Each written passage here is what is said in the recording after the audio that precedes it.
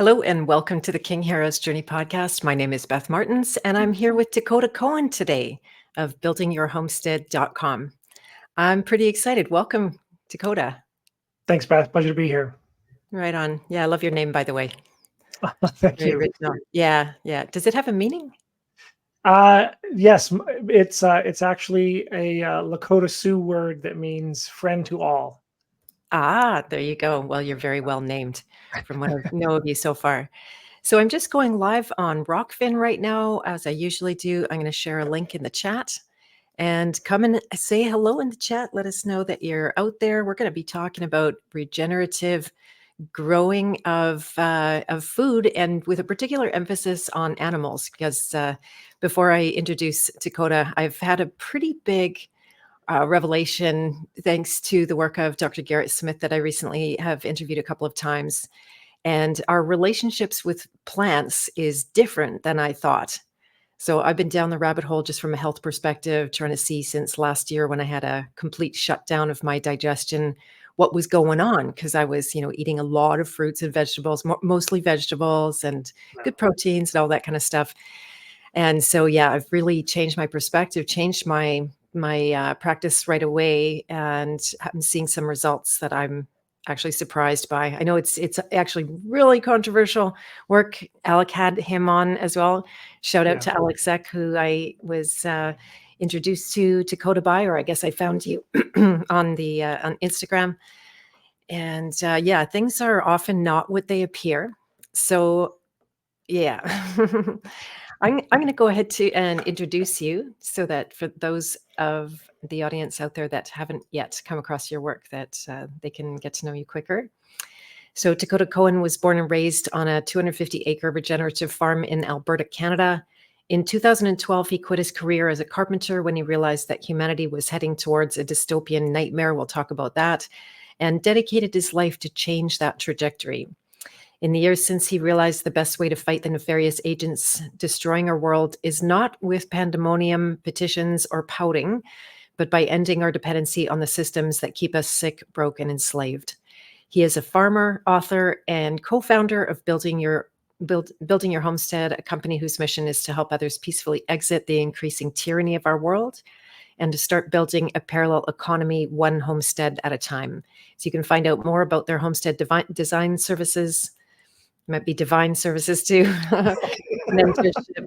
Yeah, mentorship, which I'm a huge fan of. I really feel like that is the cornerstone of us learning much more quickly than we do. Education is obviously not worked for people. We saw lots of evidence of that in the last 4 years.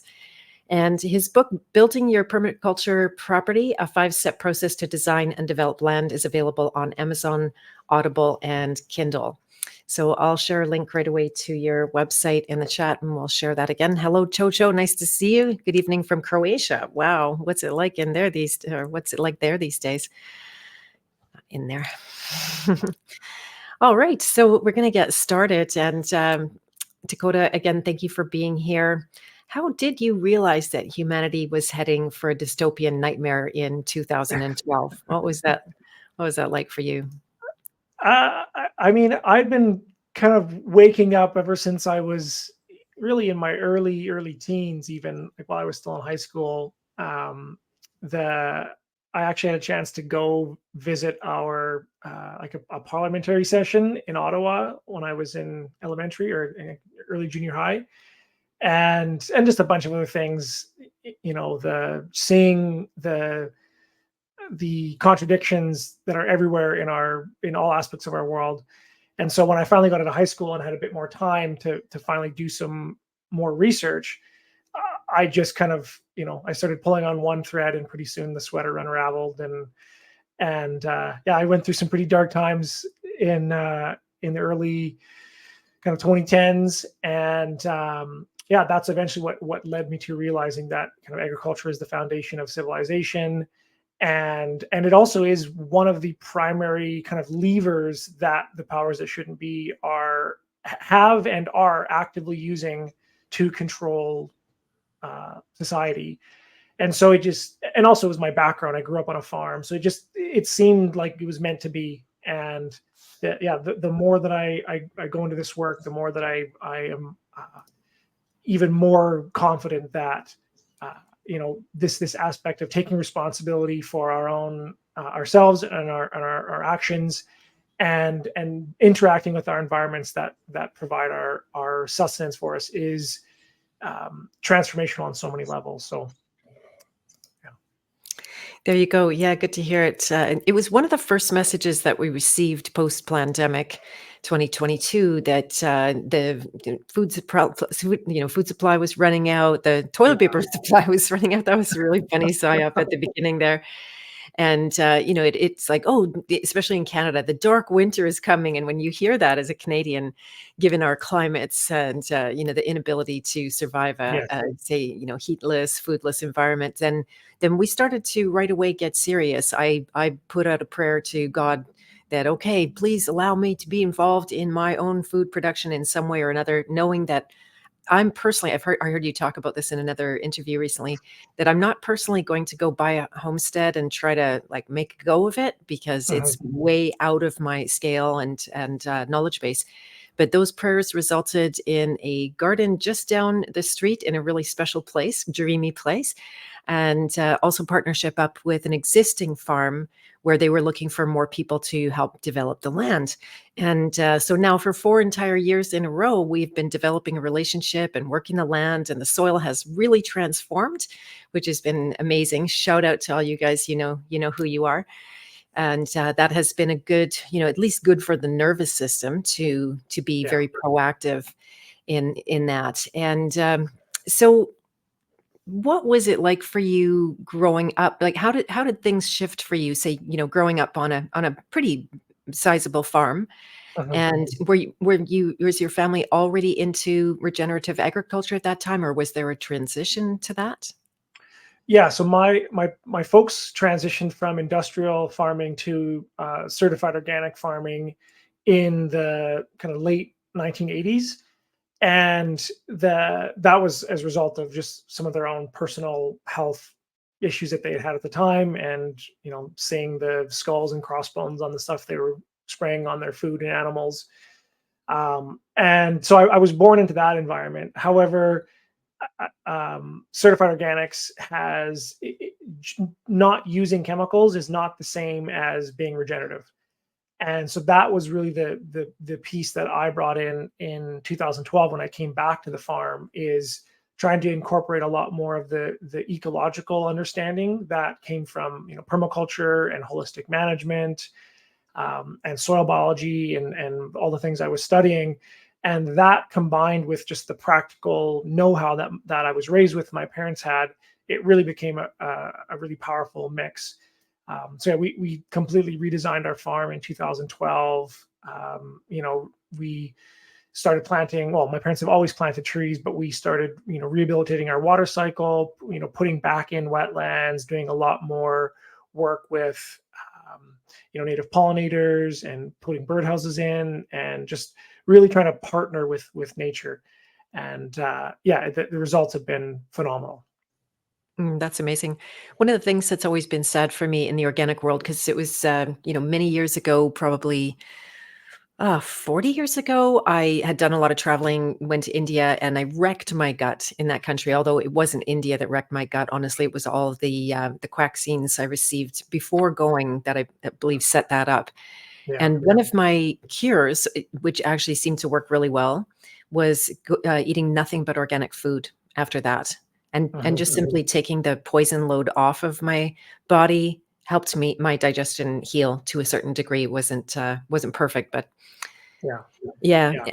Yeah. And then that world is so, owned and bought and paid for, and certification. I would be hearing from different farmers how incredibly difficult it was to certify, and the hoops and the hoopla around Yeah. it, bureaucracy, paperwork. So what's your take on all of that? Is there any benefit to a farm going certified? Obviously, if you want to take your food to market, that's Yeah. a consideration. What's your opinion on Yeah. So I believe that the certified organic label is another brand name, and it's ironic they're actually coming out with another one now. It's certified regenerative. And if you go look at, I actually was just on it yesterday. the Alan Savory Institute, he was the founder of Holistic Management. He is now coming up with his own certified regenerative standard. And if you go look at the companies that he has certified and the people that he's partnered with, it's already co-opted, and like it's just started in the last few years. So when I buy something from the store that we don't produce ourselves, I look for certified organic, because I do think it's better than any of the industrial raised stuff with chemicals and things like that. However, it is not the end goal, and any time that there's ever a certifying body that can't really operate on the free market, it's going to be co-opted. And so I think that the best standard would be to know the farmer yourself. If you're not growing it yourself, is to physically shake that person's hands, look them in the eye, ask them those hard-hitting questions. And if they are truly passionate about this kind of work, they will love those questions. And then there's other farmers that I know who hate those questions, because they're just crossing the T's and dotting the I's and just checking boxes to do the minimum standard. And they hate it when someone asks them, "What do you feed soy to your animals? Are they actually free range? Like what are they actually getting?" And so yeah, my ultimate goal is that the consumers will become the inspectors and the certifiers, not only because it gets away from the possibility of corruption, but also because if you're not going to produce the food yourself, having some connection to the person who does is, I think, that the minimum for us to be able to maintain any relationship to life on this planet. Very good. And so you mentioned two questions that you would ask direct when you're shaking the hands of that farmer and looking in his eyes. Yeah. Number one, are you feeding them soy? Is that because it's a highly, genetically modified food that you would ask about that? Yeah, that's part of it. But even the certified organic soy that you get, it's very difficult to digest. So one of the kind of themes in our current scientism just obsession is the confusion of labels with actual things. And so if you were to test soy, it's very high in protein, for what we call protein. It's not easily digestible. And so the protein that you get from an animal or like a chicken would get from an insect, or we use fish meal that's wild caught herring from the Atlantic Ocean. That's completely different protein from what you're going to be getting from soy, even though it could be both 30% protein. There's different enzymes, and so that's more the bigger piece, is that it's very difficult to digest, and there's a lot of phytoestrogens and other anti-nutrients that are in this plant. Traditionally, when soy was eaten by Oriental cultures, it was fermented for like years before it was consumed, and then when it was consumed, it was eaten in basically as a garnish, like soy sauce or tamari or I can't remember what the other miso or tofu was actually a more modern use of soy protein. So that's a big piece of it is all of the meat that we raise. And I think all of the amazing producers that I see doing great stuff, they're all boycotting the soy, corn, and canola is another big one, or any of these seed oil byproducts. Again, you can get a ration for an animal that's made with canola seed or cottonseed or sesame seed or sunflower seed meal or mash, and basically with all those seed oils, as if you look into it, as soon as they're basically crushed, they oxidize immediately, they become rancid, and they basically become toxic. And so in order to make them consumable, they have to be essentially bleached and purified with food grade gasoline and other like hexanes and stuff like that. So these are industrial waste products that have never been consumed by humans or animals at any other point in history. And yet this is what you can be completely certified organic and put all of that toxic sludge into your animal's ration, let alone into the margarines and the organic certified organic butter, fake butters and alternative meats and things like that. So that's a big piece of it, is really understanding, just like, not spraying chemicals or not using fertilizer doesn't make you a good farmer. Just because you are certified organic doesn't mean that you are feeding the optimal and biologically appropriate diet to your animals. Yeah, I get it. It was, I remember learning that soy was originally just a crop rotator. Yeah, So it wasn't something that was consumed and not en masse. All of those foods that you talked about, tofu aside, but yeah, like tempeh and tamari and soy sauce, and it's all consumed in very small amounts, not as a food group, right? no, That it kind of turned into the whole tofu thing. So no, yeah, and I was around in my parents' business way back in the day. I don't remember around what year, but I was definitely a child. Could have been 10 or 12, and my family's business was hired to help turn rapeseed into canola, oh right? really? So just in case anybody Yeah, doubts that, so of course rapeseed isn't very marketable as a name. They're going to have to like change that profile.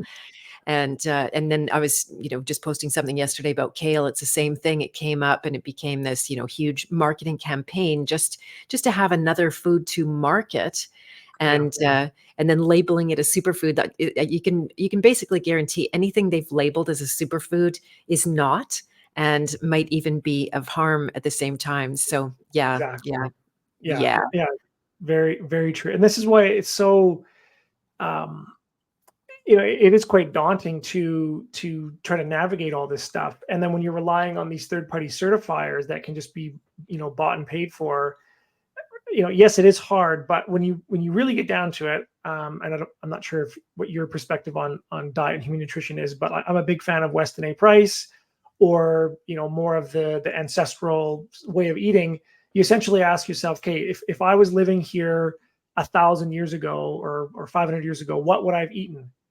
And that's what you should eat, because that's what your ancestors would have eaten.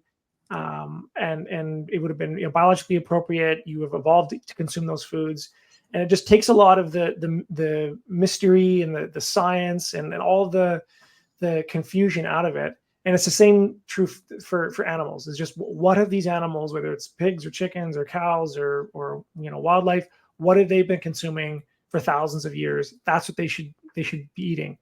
And I don't care how many studies that they've done to prove that this enzyme or this additive or whatever it is makes better.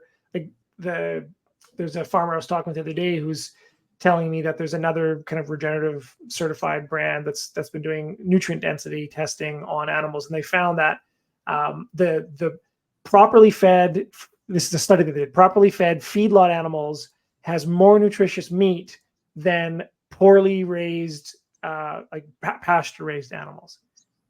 And it's just like, right off the bat, I'm just going to call BS on that. I don't buy it. I don't.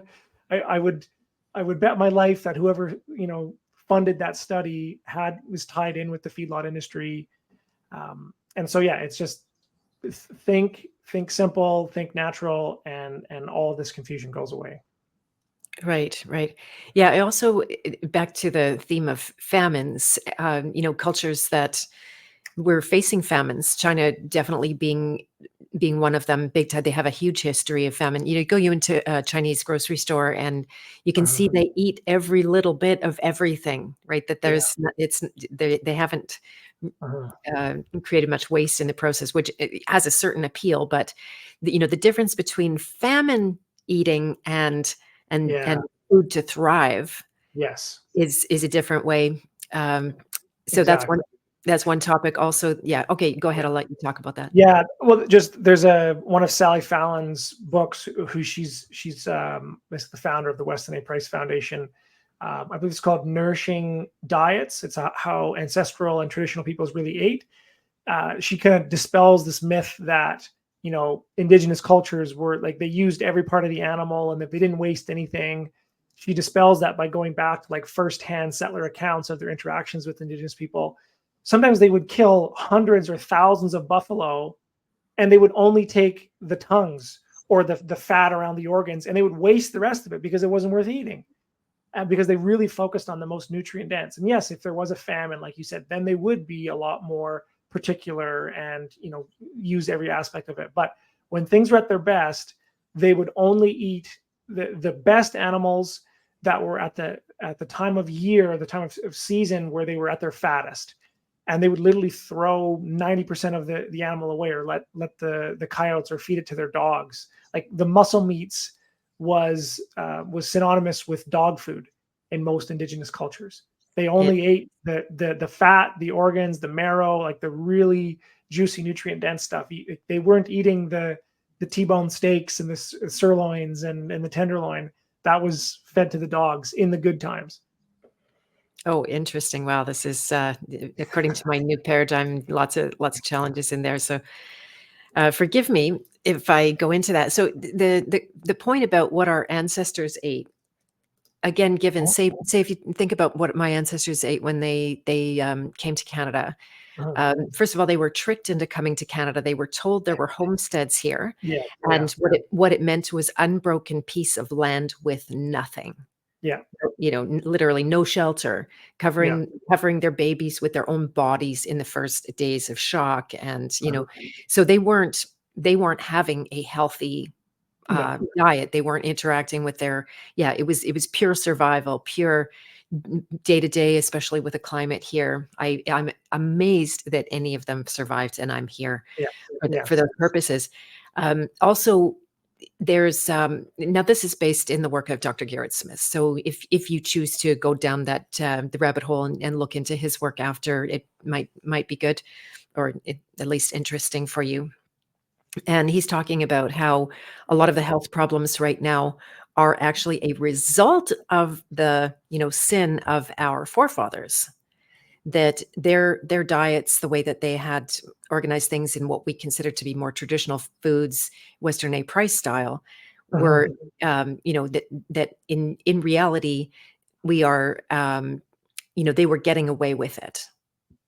They could they Okay. could they could handle that first generation, and then that now those weaknesses have all been passed down to us, and we're paying a bigger price for it because we're more highly compromised than they were. Okay. Interesting. Yes, it's very different from Weston A. Price's studies. I'm not familiar with Garrett Smith. I haven't heard his name. Um, so I'd have to dig into that. But yeah, that at face value, at least for these cultures that Weston A. Price studied, 10 different indigenous cultures prior to Western or kind of colonial contact, who'd been eating those diets for tens of thousands of years, and he documented their various health metrics, particularly their teeth, and did it meticulously at the turn of the 19th century, or the 20th century. And yeah, that's to my mind, it's the most comprehensive dietary study that's ever been done.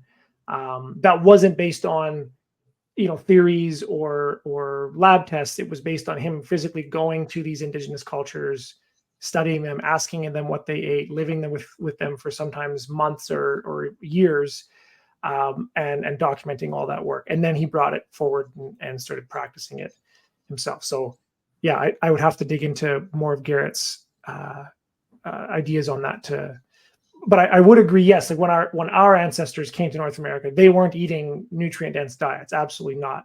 I meant, like, if you were an indigenous culture, whether it was the Polynesians or the indigenous in North America, or if you were the Inuit in the far north, or you were living in the Swiss Alps, whatever it was, if your culture had been there for hundreds of thousands of years, those are the foods that I think are most appropriate for our diets. And what I love about Weston A. Price's work is he studied all these different cultures, and he found 11 principles that all of the cultures shared. So it's the only diet to my knowledge that isn't based on prescriptions. It's based on principles. So he's not saying you should eat these foods. He's saying, out of all the cultures I studied that were healthy, every single one of them followed these 11 principles. And that's why I really love his work. Right. Yeah, I won't belabor it too much, but the big one of the big cornerstones of all of the traditional foods, and I've been seriously on them. So that has been Okay. my lifestyle. That's Uh-huh. all organic, as much farmer sourced food as I can possibly get. Focus on now. It was interesting. I never did go to organ meats because something inside of me just said no to it, even though Okay. it's so highly recommended and all of that kind of thing. Yeah. And so I've been learning quite a bit. Oh, forgive me. I'm gonna have to refuse this call. One second.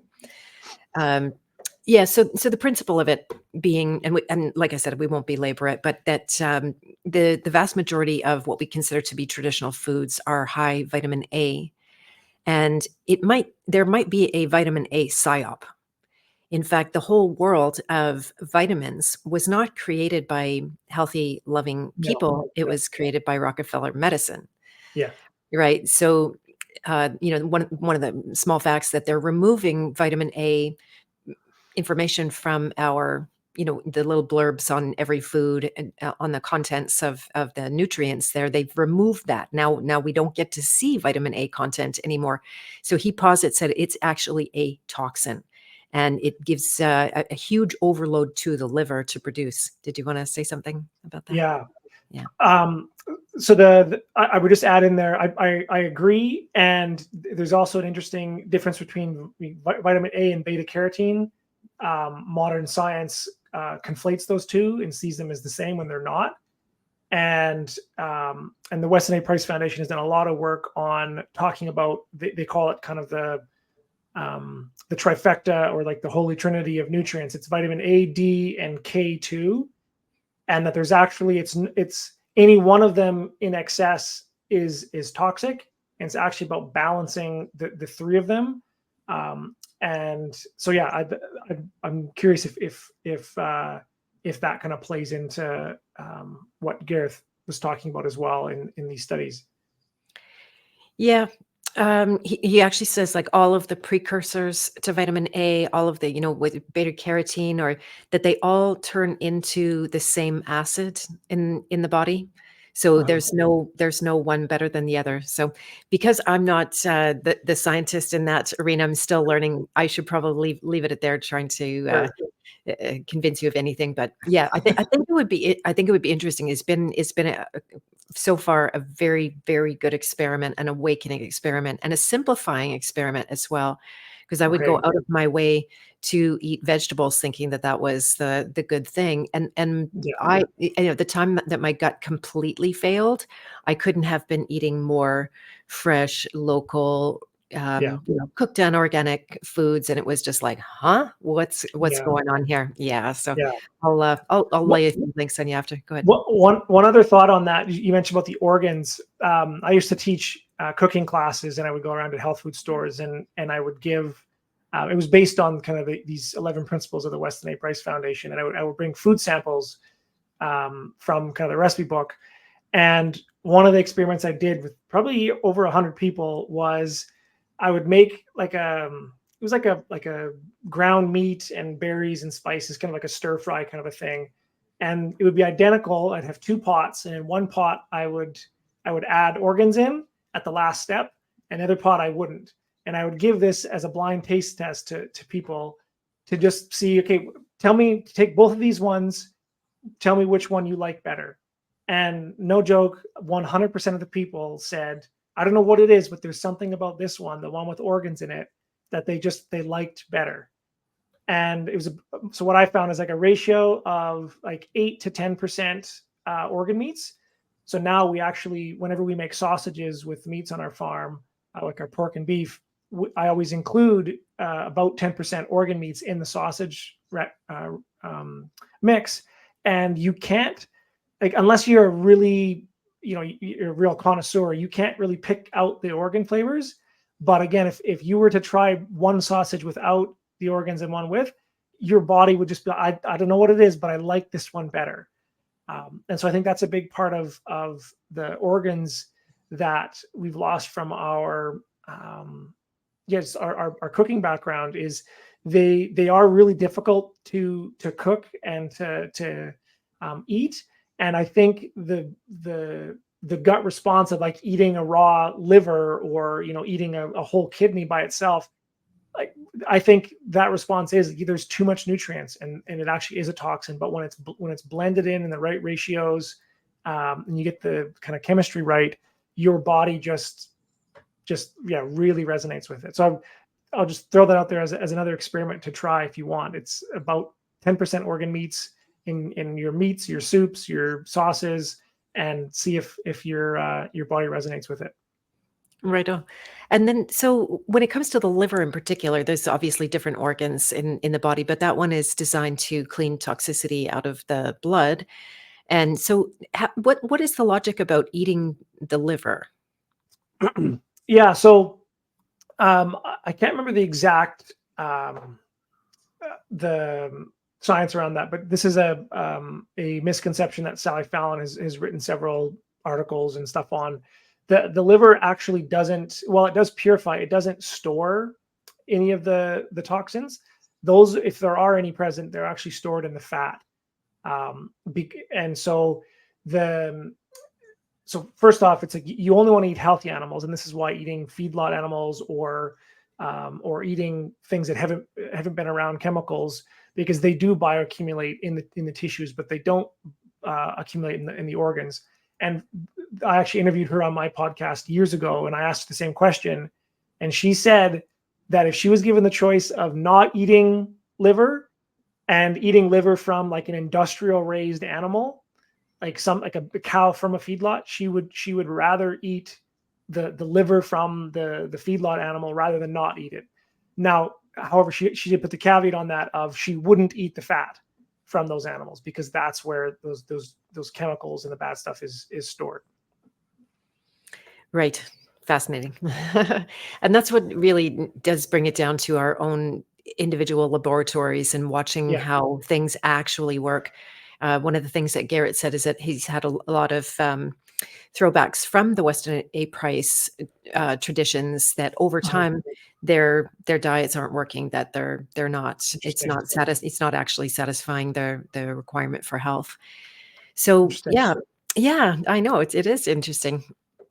And yeah, Jenny, I would really research Garrett's work a little bit before making any decision, especially in this place that you're in. And hello, artists here. And congratulations, by the way, Jenny G. I didn't mean that to sound ominous or anything like that. So let's see. If we look at, so, we've gone to great lengths to change the soil where we are shockingly fast. You think something, the soil would take so long to regenerate, but do you want to talk about the regenerative process, even where land has been completely desertified and, little to nothing grows there? What is that process of bringing the soil to life? Yeah. So I guess I'll start off with some real practical examples that folks can go look at that I think are kind of the pinnacles of regenerative success. So one is the work of Dr. Alan Savory, his work on showing he's done a lot of studies, but his before and after pictures really say it all in work where he's taken literally deserts and incorporated ruminant animals and turned them into these oases. There's another fellow by the name of I can't remember what his name is, but he did work on the Les Plateaux, which is it's like thousands and thousands of hectares in China that it was a state-run project because there was literally flooding and destroying cities downstream of these rivers because of the erosion, and they literally reforested the whole thing in the matter of a few decades and lifted people out of poverty. There's a great book by Judith D. Schwartz. I interviewed her on my podcast as well. I think it's called The Reindeer Chronicles, and she actually tells a lot of these stories of regeneration. One of them is the Les Plateau.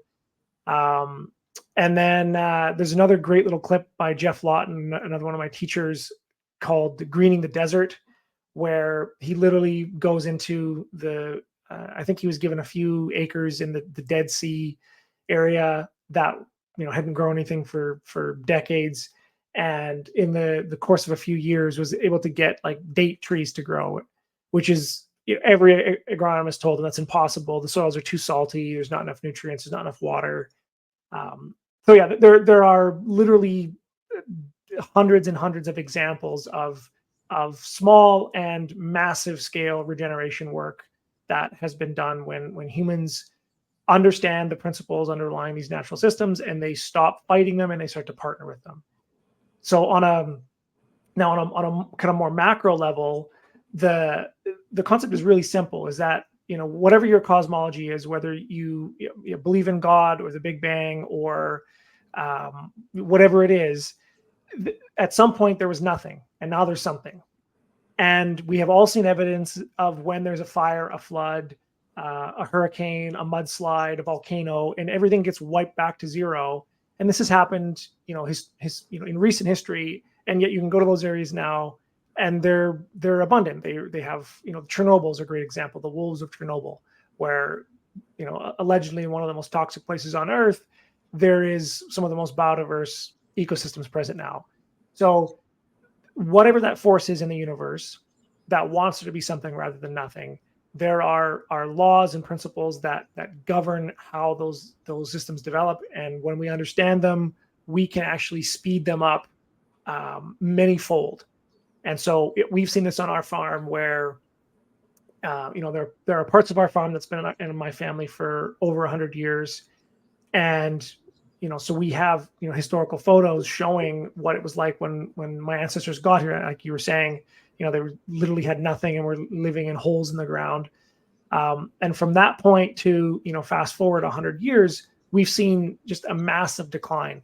But it took about 100 years, and yet we've seen a return to some of those yields and some of that abundance just within a few years. And knowing what I know now, if I could go back and start back in 2012 when we started doing our work, I would say easily in our area in 10 years you could undo 100 years worth of industrial agricultural damage, no problem. And I think that's the norm in all these examples that I just mentioned. Is it's about a 10 times faster to regenerate than destroy it, which makes sense because when you're going up against the most powerful force in the universe, it would make sense that you're not going to be as efficient as when you start to dance and to play with and to support that energy. So on one hand, it's like it's incredible that that's how powerful humans are, is that we are literally eroding the force of life on this planet, and we're winning, quote. And yet when we, like, at a certain point we will lose that game. But when we shift our perspective and partner with these forces, the results are outstanding. Amazing, right? That's some people get really tricked into thinking it's a good versus evil war, and I do believe that's a psyop. That's great. I see you shaking your head, and it's really about life and death. Yeah. And we live in a death cult, and it's a long, slow, painful awakening, or sometimes a fast one, to realize how much we are called to cooperate with death just out of unconsciousness, not really understanding the difference and the experience. But once you start to work with life, and this I got lucid about in a study of the private domain, which I think you're also very much onto, if I'm understanding correctly, and how once you're organically once you're organically working with life, then it has a life of its own. Uh-huh. And Yeah. it can be infinitely. So I love your statistic about if it took 100 years to ruin it, then in 10 years you can be back to a thriving place. We've seen in, for example, Acapulco, where I was speaking last year, they had a major hurricane, which wasn't a hurricane. They just had another one. Another weather, you know about that as well. Yeah. You should be speaking there, by the way. That would be fantastic venue for you. And we saw how fast the land regenerated to a certain degree in just months, never mind years. So life wants to thrive, and that's such a great thing. Yeah, that's amazing. So when it comes to, like, given what I'm learning about plant food and the interaction with my own body, then I would personally be much more interested in raising animals. Mhm. And then farming and gardening, given like we've harvested so much, and I'm like, yeah, I don't eat that anymore, and I don't eat that, or I'll just have that in very small amounts, knowing it's not Yeah. that great for me, but it's just partaking of or something like that. Yeah. And so that transition to animal husbandry, I'm very interested in unpacking the fine Yeah. points of that and what you recommend. Yeah. So the general principle that I would start with is um, something called like animal analogs, which is looking back at your whatever area you live in, anywhere in the world, figure out what animals evolved in that ecosystem and thrived there. And so, like here on the, basically on the Great Plains in North America, there's a fantastic book. It's called American Serengeti. It's just outstanding. It blew away so many of the paradigms that I had around what the Great Plains were like. But when you look at the animal species and the numbers that were here prior to, basically us getting sucked into this death cult, we had bison and elk and deer and goats and grizzly bears and black bears and wolves and coyotes and beavers, and all of these animals were like at one point there were more buffalo or bison than there are beef cattle today in North America. And that's Totally. just one species. And then you add in all the other animals that were there too. And so it starts with wherever you are in the world, understand what animals were living there, prior to the death cult taking over. And that will give you a great clue of, okay, so what are the analogs that I can partner with today, whether they are wildlife species, because there's so much that can be done by creating wildlife habitat, whether it's wild turkeys or Mm. bringing in deer, or aquatic systems like freshwater mussels and turtles, and like, so really the overarching principle is comprehend and copy nature.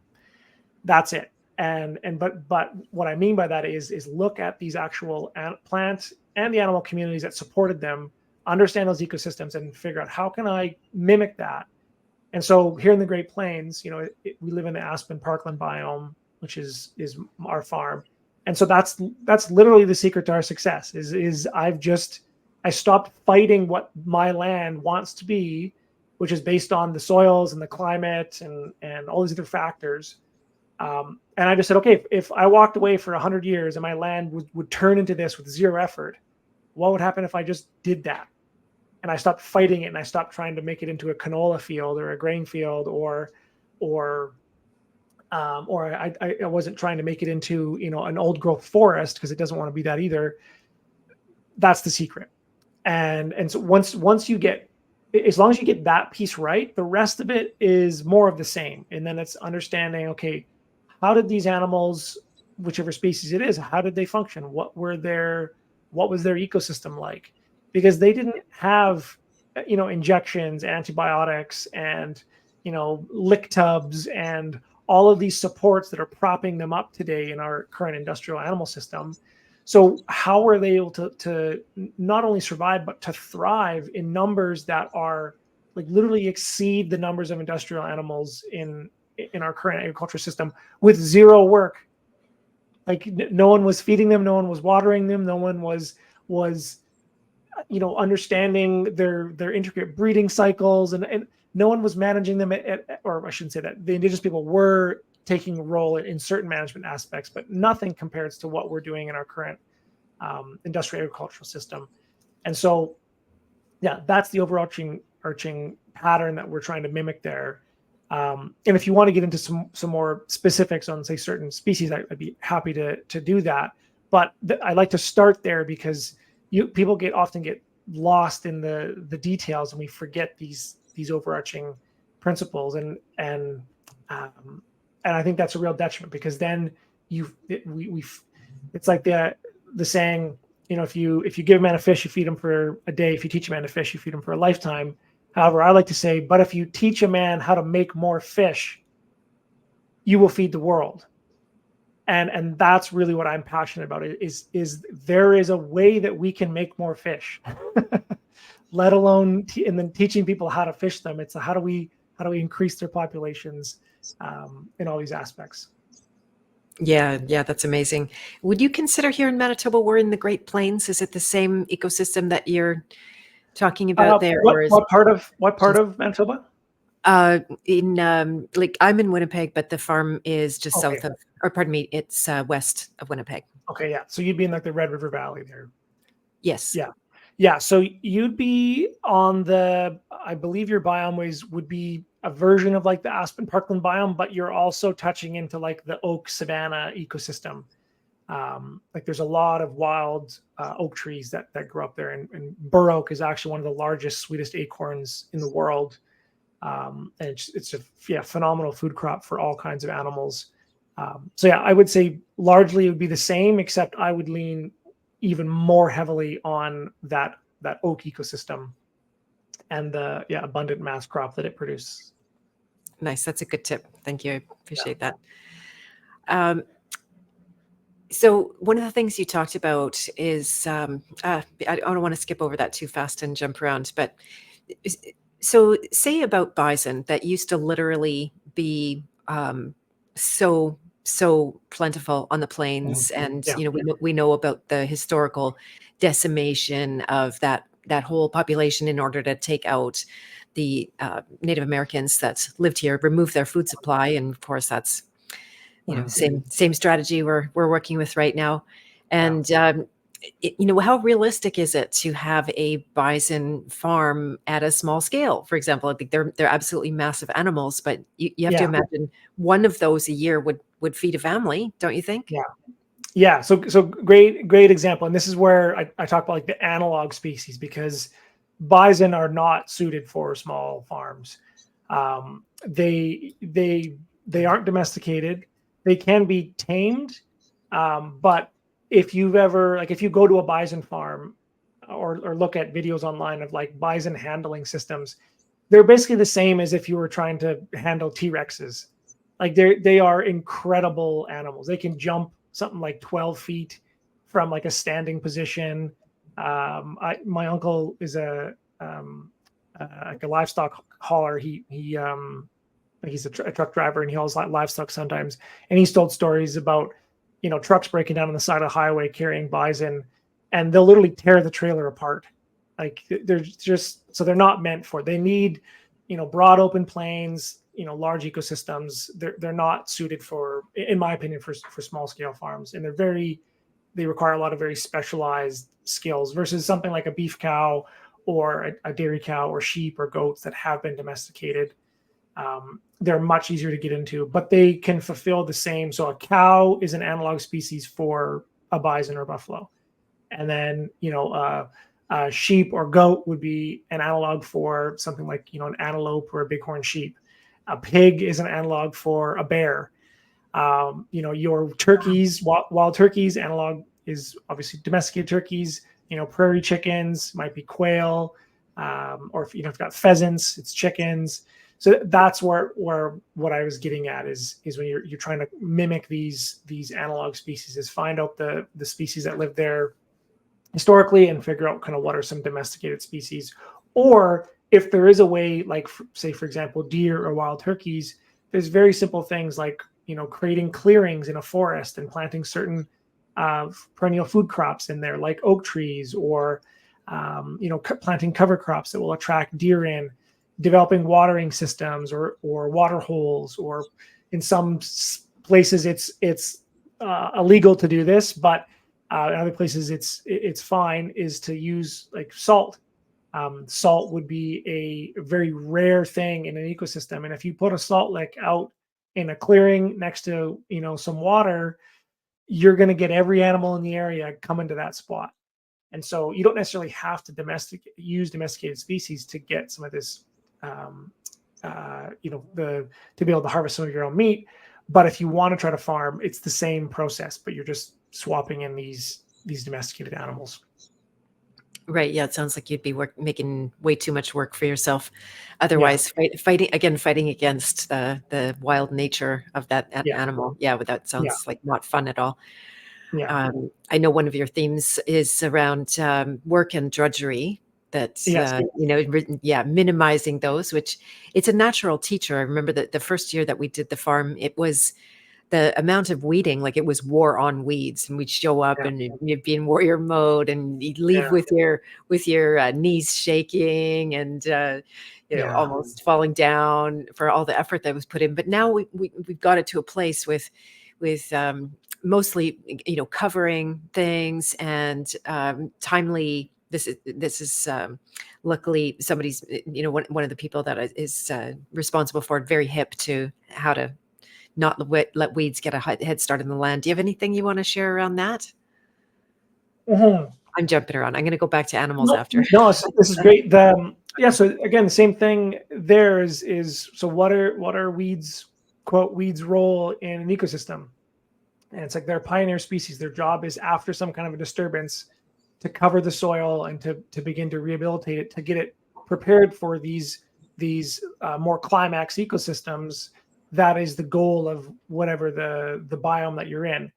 And so the other analogy that I like to use is the weeds are essentially the immune response to damage. So if you bruise yourself, if you cut yourself, if you pinch yourself, if you give yourself a chemical burn versus road rash, there's going to be a different wound that forms on your skin to help to heal whatever damage was caused. And weeds are the same thing for the soil. And so if you damage the soil in a different way, literally side by side in the same soil, you will have different weed responses to help to address whatever the damage was done in that soil.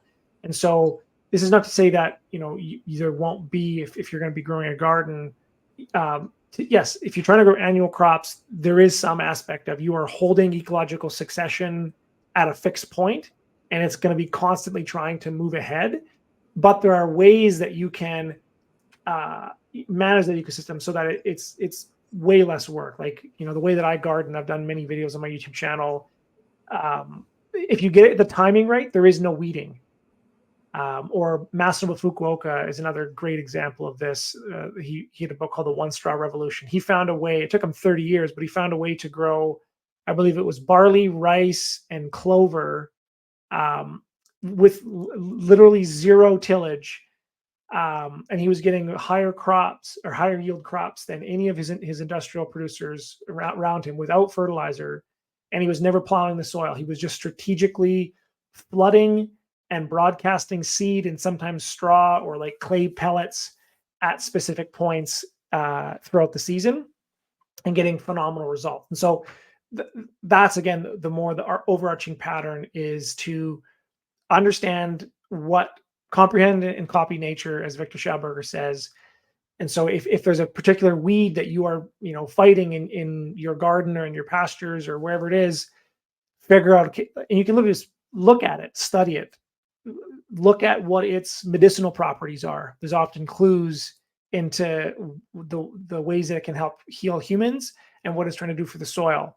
Like a lot of plants that come up after forest fires are also used herbally to treat burns, whether that's to help heal or to help numb the pain from burns, the nerve damage.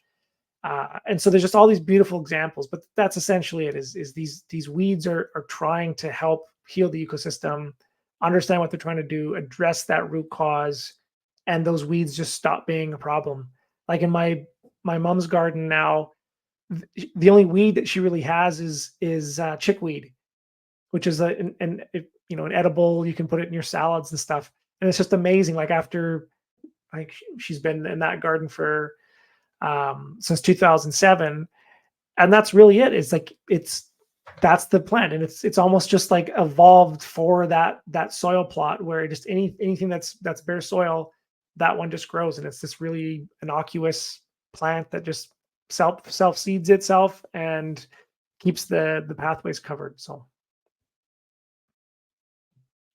oh, I think you muted there. Oh, thank you. Yeah. Yeah, very interesting. The soil that I'm working with in the garden here is Manitoba gumbo. So Okay, yeah. it's got a heavy clay content, and people swear that it's like one of the best growing soils. I don't know if you'd agree with that. Incredibly difficult to work with, and And then, to weed, you end up taking up such a hunk of soil every single time. So Yeah. do you adhere to the like no disturb, no till version of? No, not at all. I believe that death is a part of life, and it's all about timing. And so, yeah, I still till my soils, but I do it very strategically. I use it to, create seed beds, and like I'm never tilling it to kill weeds. I'm using it to create life. And so, like literally, like I shut the tractor off or put the broad fork down, I'm seeding. Like it's that fast. And you want to have stuff dialed in, because as soon as you open up that soil, you're triggering all the weed seeds to start to grow. And so you want to get in there with your crop, whatever you're trying to do, and take advantage of that burst of life that's going to be coming through after a disturbance event. And yeah, with regards to the clay, like the garden that my mom's on right now at our the farm I grew up on, it was pure clay when we moved to our new yard in 2007. And I've done YouTube videos of like what that soil is like and our process for rehabilitating it with mostly cover crops and adding in some compost. But now it's some of the best. Like it was the worst plot of land on our farm, and now it's the best. And it was literally hunks of clay like that when we would come through and till it. And so yeah, it can definitely be done. It takes a few years, but if you're doing it intensively, easily you can do it in a year, and 10 years for sure. Right. Interesting. Yeah, I was trying. What's your take on using wood chips or any kind of mulch to cover the earth? Is that part of what you're Yeah, absolutely. So practicing as well? I really like there's like 4 or 5 principles of soil health, depending on whose stuff you read. But essentially it's you want to keep a living root in the ground as long as possible. And the reason for that is a photosynthesizing plant is the only mechanism to basically get carbon out of the air and into the ground that feeds the carbon-based food chain in the soils. So having a living, like a green photosynthesizing plant with a root in the ground for as long as possible is key. And so with your gardens, that's where doing things like cover cropping or relay cropping or having living mulch pathways, or having some other kind of companion planting, whether that's shrubs around the perimeter, but keeping life so that our annual crops only grow for a short period of time. Like lettuce is really just a few months. Like it's like 60 days for some of these crops. The longer ones are 120 days. And so it's like, what are you going to do outside of that to help build soil? It's like you got to rely on perennials. So in my garden, in my pathways, now I'm starting to use things like orchard grass, which is a clumping, non-suckering perennial grass that will grow and photosynthesize a month before I plant my garden and for a month after I harvest my garden, and the whole time in between. Because again, that's that keep a living root in the ground as long as possible. The second one is keep the soil covered, which is, because when sunlight hits bare soil, it sterilizes it, it heats it up, it dries it out. So keeping some kind of armor or cover on the soil helps to hold in moisture, create habitat for microorganisms, and starts to be the layer of undecomposed organic matter and soil. They call it the O horizon, and that transition point is like the magic place between life and death. And so, yeah, having some kind of mulch, which is why again I use the living pathways, is I'm growing my mulch directly next to where I need it. So if you're not going to do that, you can use bring in wood chips, some kind of a mulch that's not going to bring in more weed seeds or whatever. But absolutely, covering the soil is key. The last one is, and this is 2, is either you want to integrate a diversity of flora and fauna, so plants and animals. So you're not just doing a monocrop of one crop, you are bringing in multiple species of animals, whether they're directly on your garden or you're bringing their compost in from somewhere outside. But that the ability to have that diversity of both plants and animals is absolutely key. And the fifth principle is most people say you want to minimize disturbance, whether that's minimizing chemical or mechanical disturbance, or biological disturbance with like grazing animals. I disagree with that. I say it's optimize. You want to find a way to strategically use whatever style of disturbance you're using, whether it's a broad fork or a rototiller or grazing animals, or even if you are going to use herbicides, there are ways to use them strategically and I don't use them. I don't advocate them. I think they're a very dangerous tool. However, if you are going to use them, there are ways to use them that can be less bad, particularly for herbicides. For the tillage and other things, I don't even think they're bad. I think they're actually a critical part of ecosystems to reset them and to build that life cycle. So that would be my approach to. That's right. That is my approach to building soil in my gardens, my pastures, our cropland, is essentially following those 5 principles of soil health. Nice. Yeah, I can see how much influence you've had. The farmer that I work with, that he has your books, and he's really been studying, Okay. and now I can see the implementation. At first, I would be arguing with him, but I don't really know anything. And but he's obviously, uh, been hip to all of this, and it's working. So that's Yeah. the big thing. I Yeah. noticed in my own garden, I tried wood chips on top of that clay soil, and I had some good results. But when it comes to getting those really big, like thistles in particular, are the big nemesis in Yeah. this garden. I'm curious Yeah. what you know about thistles. Yeah. And then the wood chips end up mixing in with the soil. It's impossible to keep it straight. I'm like holding my head. So now Yeah. I'm gonna replace straw with the wood chips as much as I can. But I've kind of ruined the soil now that it's trying to break down all of those Yeah. wood chips, right? Yeah. And so that is one of the downsides of wood chips, is they are very high in carbon, and so they can what's be known as leach the carbon or the nitrogen out of the soil. That's it. And so for a couple years, it can actually like almost kill everything around it. Farmers here, when they clear a forest, and for annual cropland, if they don't bring all the woody material out and burn it, what they say is it makes the land go sour, is what they call it. But it's really just that carbon is just sucking all the nitrogen out of the environment. It's scavenging it, and that's the start of the decomposition process. So if you're going to use wood chips, you have to be really mindful of that. Add in extra nitrogen, whether that's compost or fish meal or something like that, or animal manure, or like I said, with another alternative might be to do a living mulch pathway, where you're actually growing your mulch plants in your pathways or in your garden beds. And I have several YouTube videos showing how I've done that in my gardens, where I'm literally growing a cover crop right next to my bed, and then I'm just scything it or mowing it and using that to for mulch. But then you're constantly having to do that with annual plants. So this year, I haven't done a video on it yet, but I'll be releasing one here shortly that will talk about this new perennial based system, which is using orchard grass, which based on what I've seen this year, I should never have to plant it ever again. And it will continuously provide me with essentially 3 of those 5 soil health principles: keeping a living root in the ground, providing me with mulch so I can keep armor on the soil, and having an extra diversity of flora right next to my crop beds.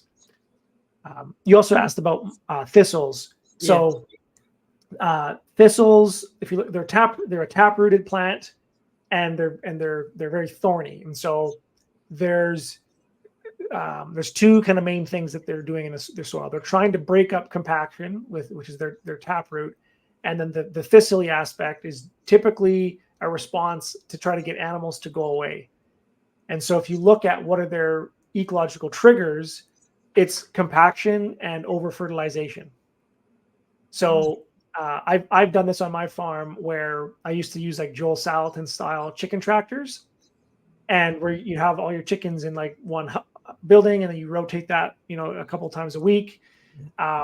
And the first year I did it, we were moving them about once a week, and the next year, I could literally see every single spot where I had the chicken coop set up for a week, because there was a perfectly square rectangle of dark green thistles right underneath where the chicken manure had accumulated. And the grass, there was also grass in there too, but the grass was so lush that my grazing animals wouldn't touch it because it was so high in nitrates from the chicken manure. And these thistles were like 6-7 feet. I've never seen anything like it. And that's what they were doing, is they were helping to scavenge the nitrogen so that it wouldn't become pollution, to break it down. And I believe it was like on the third year after that. So there was thistles for 2 or 3 years. And I think it was on the third year, the thistles grew really, really big. And then the seed heads just like shriveled up, and there was never thistles there ever again. Wow. So they I've seen this happen on our own farm in multiple cases with other weeds. And there are ways you can speed that up. Like, knowing what I know now, it's like I would go in and at a minimum mow those thistles to help cycle them faster, so that they're, rather than them growing and producing one seed head per year, if you cut them right before they flower, they'll grow again, and you can get potentially 2 or 3 cuts out of them in one season. But yeah, so in my case, my gut is it's the heavy clay soils. The thistles are trying to break up that compaction. And so if you were to help facilitate that via, deep ripping, whether that's with a subsoiler or some kind of a broad fork, to help get oxygen into the soil, and bringing in, compost and stuff like that, that will really help to get them out of the garden. Okay. And in the meantime, should I leave those roots in there and just cut the top? So thistles are tricky, because at least in a garden setting, because you don't want to be, I like to garden barefoot, and there's nothing worse than stepping on a dry thistle. So if it was me, I would pull them out. However, if it was in a pasture setting where it's, again, different context, mowing them and leaving the root in the ground would be ideal. But you can also plant other cover crops that have tap roots, like daikon radish. You might try, what's another good one? Like dandelion will probably grow as well, and it's a little less problematic because it doesn't have the thistles. That'll do the same thing.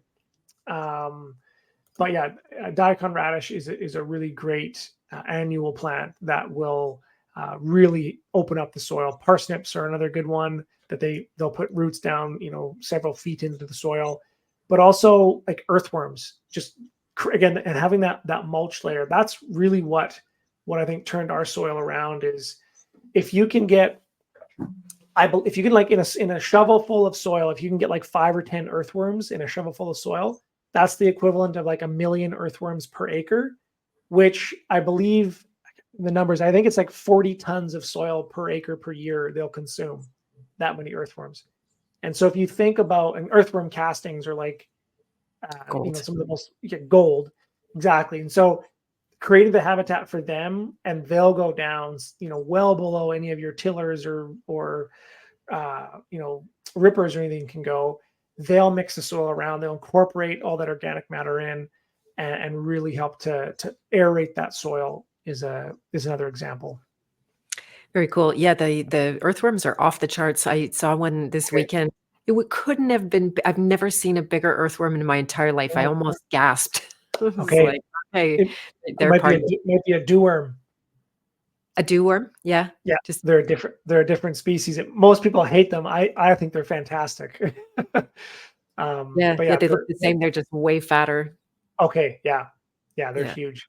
Yeah, yeah. So that's a good sign. And interesting you say about daikon, because I just had some daikon seed. I said, I don't know if this is alive or not. I'm going to put it on the garden and see what happens. Well, just exploded in daikon.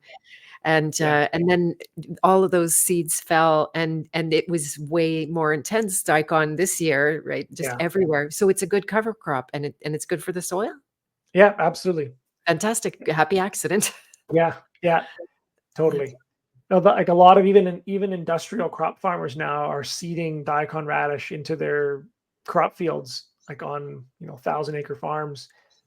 because it helps to break up compaction, but they provide the same function of thistles, which is their nitrogen scavengers. And so if there is any excess fertilizer in the soil, it will suck it into its body and then slowly release it at a rate that's not toxic to the soil. So yeah, a lot of crop farmers are, even the conventional ones, are using it now. Okay, very fun. I like that. I do wish I could sit there with a shotgun and take out the deer because I don't know why even they like my garden. It's not very special, and there Yeah, isn't much going on. But yeah, poor a grapevine cannot. I think yeah, they might have killed it dead forever. It can't yeah, get a hold of. Yeah, it tries hard every year and it's not going anywhere. But I yeah, guess yeah. that. Deer fence is a must in certain areas, and yeah, like, there's nothing wrong with that. If you were a grizzly bear, you would have no trouble defending your territory. So there's nothing wrong with that either, in my mind. Right, right. Yeah, they can't build a fence high enough for those stupid things, and they're not afraid here in the city. Okay. They're so intensely domesticated, you can't shoo them away with Yeah, any. and yeah, yeah. That's where, yeah, building some kind of a fortress might be your only, like, a really deer-proof stuff. I know a friend of mine gardens in Vancouver, and he's literally has to build like an like Alcatraz fence around his entire property, and he's got some crazy stories of deer like literally tunneling under his fence, and yeah, but Yeah, yeah, yeah, exactly. What about voles? That's something that we've had trouble with at the farm that, we're just they're trapping them. I shouldn't say we are trapping them, but, yeah, yeah, yeah. Any yeah. suggestions? So there's someone actually mentioned it in the chat here of like the biggest little farm, and they have, I can't remember if it was voles on their property, but there was some burrowing rodent that they had. And again, the pattern is the same. Is like, understand, okay, what is this species function in nature? What's it trying to do? It's not trying to get us. There's some reason why it's in abundance, whether it's the excess nitrogen that triggers the thistles, or there's something else that's bringing in the voles. And sometimes it can just be that there's just a lack of something. So one of the sayings in permaculture is, you don't have a snail problem, you have a duck deficiency. Mm, And so I would say that with the voles, it's probably something like that, is that you don't have a vole problem, you have some kind of a predator deficiency. And so in the biggest little farm, they put up a lot of like barn owl houses, and they actually started to leave. They were like fighting the coyotes who were attacking their chickens, but eventually the coyotes started to get these voles. And so that will be my broad strategy is figure out what it's trying to accomplish, or what imbalance is making it become, quote, a problem, and then find whatever species or work that you can do to facilitate that bringing it back into balance. So yeah, birdhouses would be fantastic. We don't really have snakes that will eat voles in our climate, but that could be something in more warmer climates, is bringing habitat for certain predators for them. Getting a cat, if you've got one. But yeah, they do help to aerate the soil. They help to bring nutrients into the soil to build the nutrient cycle. There's actually an indigenous proverb that, or it was more of a prophecy. I believe it was like the Anasazi area, like in like modern day New Mexico, where when the cattlemen first got there, they tried to exterminate all the groundhogs, the prairie dogs, and apparently there was an indigenous medicine man who said, if you kill all the prairie dogs, who will be there to cry for rain? And anyways, they ignored him, and they eventually killed them all, thinking that if we kill them all, there'll be more grass for our cows. And it basically hasn't rained there since. And what people have found is that the burrows that these groundhogs make, they actually use the Bernoulli principle. So there's an entrance and an exit to their tunnels, and they will mound soil on opposite sides of each hole, so that when the wind goes across the ground, it creates draw and lift to literally suck air into the ground and then up the other side to create a natural chimney effect. And that process of the wind blowing through the ground picks up negative ions and other things that are important to seed rain clouds. Wow, that's fascinating. Oh my goodness. Yeah, that's a whole lot of information there. I bet we're gonna have a breakthrough on those voles. We Yeah, need more cats in the garden yeah, for one too. But yeah, really interesting how everything works together and they totally do mount. It's exactly like you yeah, come across this huge, yeah, yeah. yeah. Again, obviously, like there's certain points where, like, if there's a thistle in my garden, I'm gonna pull it, and if there's a mole, eating all of our potatoes, like we're gonna try to deal with that. But it's always like, okay, what's the root cause, Yeah. and how do we address that somewhere else, or I'll give another example of this is one of my early permaculture teachers. Her name was Sarah Orlowski. She ran one of the oldest food forests in Canada. It was developed by it was in Grand Forks. I can't remember the fellow who named the name of the guy who built it, but she ended up buying his property, and they ran it as like a nut orchard. And at a certain point, they were having really terrible problems with squirrels. The squirrels were going through and like harvesting all the hazelnuts and other nuts before they could get to them, because they'll pick them while they're still green. And so it was just this massive problem for them, and they were trapping them and doing all these different things. And then one year, it was in the middle of nut harvest, and they were battling these squirrels. And she went to her garden shed to grab something from it was tucked into the rafters of her garden shed.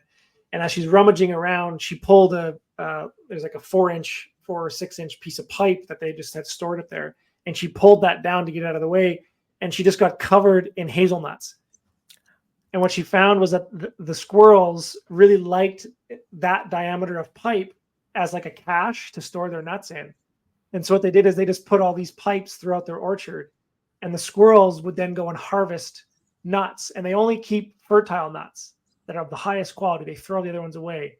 So that they literally turned this problem into a solution by partnering with the squirrels. And they wouldn't take all the nuts. They would always leave them. I can't remember what it was. She'd leave them like 25% of the harvest.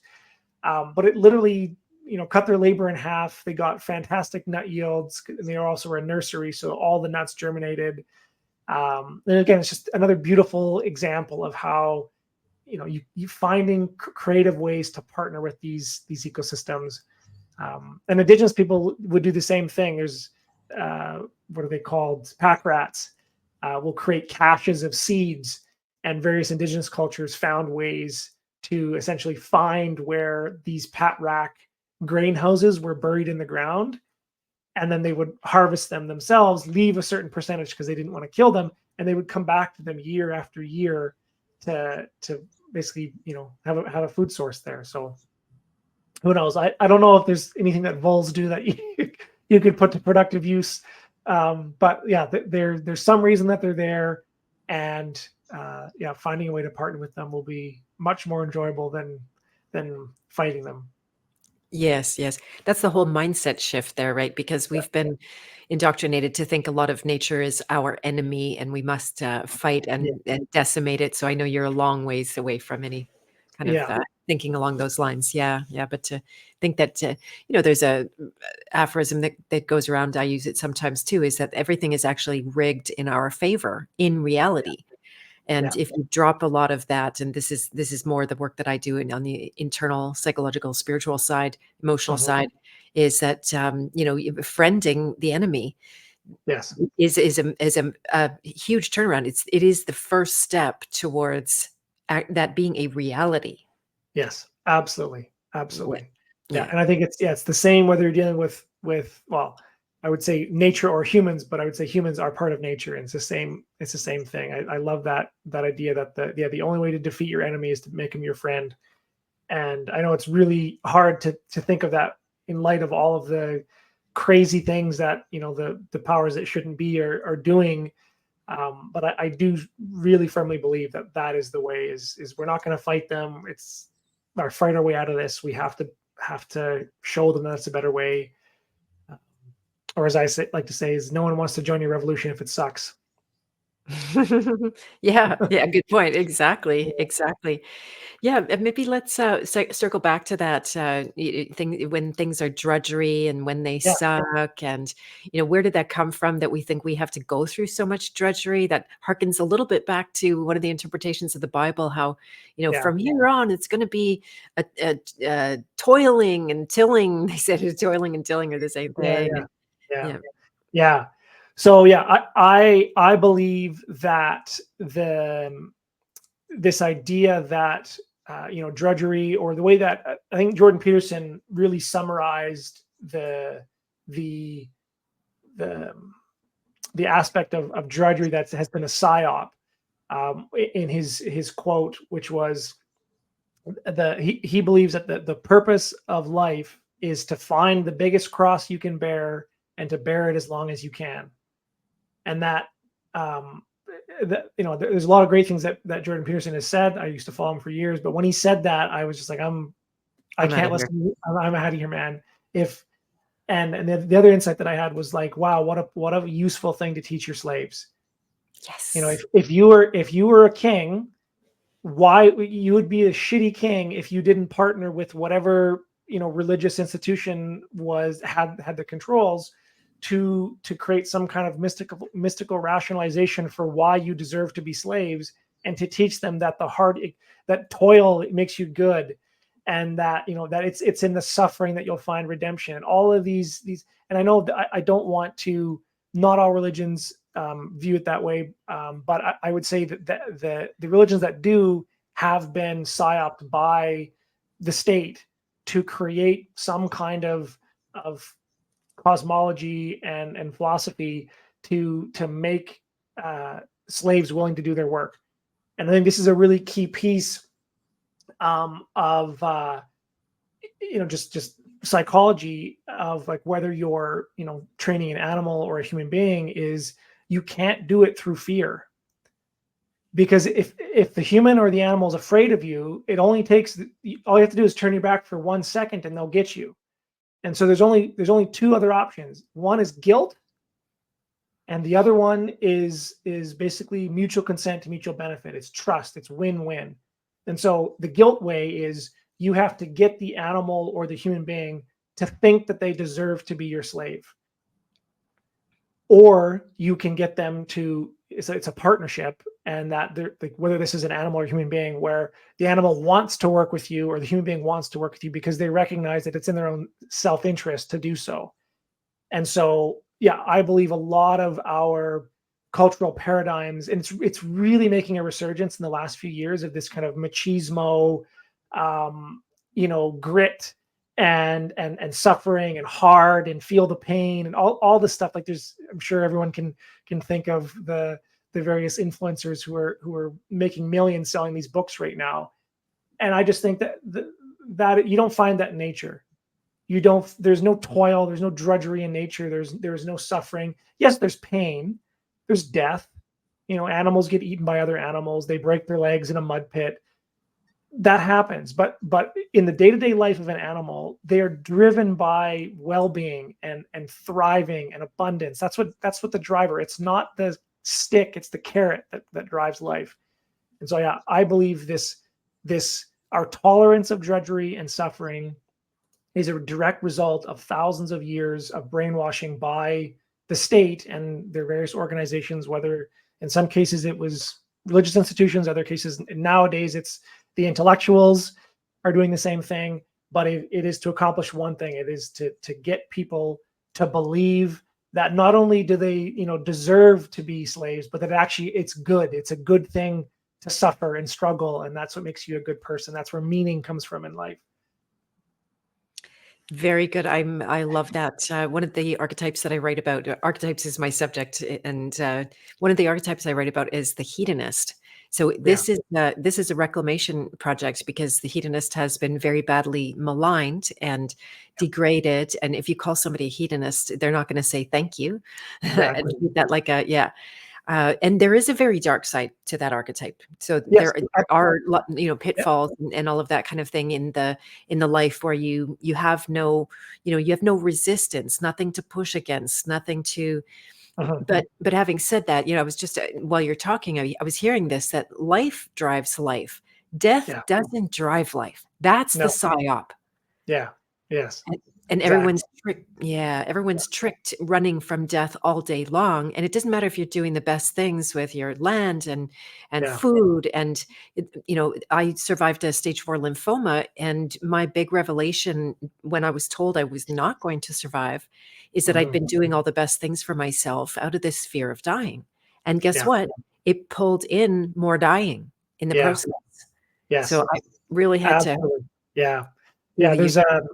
one of my favorite authors, Ayn Rand, and there's lots of things I don't like about her philosophy, but she's one of my favorite authors. But she said, when she's describing kind of the two kinds of people in the world, one was like the producers, or like this kind of life archetype, and then there was what she called the looters, which Mm. is the death archetype. And she literally says, they don't want to live, they want you to die. Like they're literally not even driven by their own desire for life. It's all around this fear of death. And it really has consumed, almost every aspect of our culture, from literally from cradle to grave. And it's really sad. But when you break free from that paradigm, and a lot of the work that I do in my mentorship as well is around these paradigms that people have accepted into themselves as true, and that guides their actions, their goals, and what they do day to day. And so if you can go to the root and pull out some of those blocks that people have accepted as real and are acting accordingly, all of the other ramifications, the downstream, the symptoms, just goes away. And yeah, there's a lot around that. And a big one on that theme of death is this idea uh, that human beings, or that planet Earth would be better off if human beings weren't here. Mhm. There's so much of that. Like I love planet Earth documentaries, and I recently started watching them again because they're so beautiful. But I'm gonna have to start watching them on mute, because the whole narration, this the whole time, is just David Attenborough just whipping us with how evil and dirty and sinful and polluting we are, and how we'd be better off if we went somewhere else. And it's just sick. Like, if you truly believe that, the only ethical thing you could do is to kill yourself, or actually better yet would be to kill as many other people as you could before killing yourself. Because if that's the only option, is to be less bad. Versus when we shift that and we realize that we're a part of nature, we can actually be a keystone species on this planet. We can be just as regenerative as we are destructive. Then it becomes not how do I do less bad, but how do I do more good. Mm. And yeah, it was a major shift. I struggled for years with this deep guilt of, like, I used to be a vegan for a year, even though I was raised on a farm and all that stuff. Like, I got sucked into that whole death cult. And it really is, yeah, a very powerful and dangerous ideology that is, destroying people's lives. And yeah, and after getting out of it, hindsight's 2020, but it's sad. Yeah, with that kind of mindset, you don't even need controllers. It's all No, happening you don't. internally. You You're don't. you're like you say, you're on the death path with yourself and likely with others in the process. So yeah, this is Yeah. very, very important. And it is keystone for the work that I do to actually recognize the difference, not the thought of it, because we can easily be, bypass, have Yeah. a so-called right thought, but all of Yeah. the energetics are completely off, and to Yes. pointing towards death rather than life. And then, Yes. yeah, producers versus looters, right? I'm very big on my solution to any kind of devastation is to create. Well, I Yes. know it's the most painful thing that I can do. There's a little bit of a, because everything's a half truth with the suffering. That Yes. the pain of creating is real, and Mhm. and then the pain of like loss and death is real too. Which one would you rather have? Yeah. Exactly. Yeah. Exactly. And And Yeah. that is an important subtle difference. But like when Peterson and a lot of the other guys are talking about it, they're doing it in a way that is skewed towards the suffer for the sake of suffering Yes. versus it's like suffer for the sake of creating, for the sake of or like there's a difference between drudgery and work, and everyone knows this, Nice. because there are certain things that you do in your life that take a ton of energy, but you can't wait to do them, and there's other things that take a lot of energy that you procrastinate. And I believe that procrastination is precognition of drudgery. It is the felt sense that we have every organism on this planet has evolved with, to recognize that when we're doing something, is this actually going to make our life better or worse if we were to keep doing this thing? And the felt sense of alacrity, or which is wanting to do more of that thing because you see the reward and the benefits of it, versus procrastination, is the difference between suffering and well-being, or drudgery and vocation. And Mhm. so, yeah, that's a big part of my book and the work to do with other people is to see those two metrics as what you're monitoring for in your own ecosystem, whether it's your life, your animals, your plants, the whole ecosystem that you're a part of, is to look for signs of suffering and well-being, because those are the early warning indicators that you're going in the right or the wrong direction. Exactly. I'm just putting up your book, Building Your Permaculture Property, which Yeah. is available on Amazon, Audible, and Kindle. Oh, that's nice. It's on Audible as well. Yes.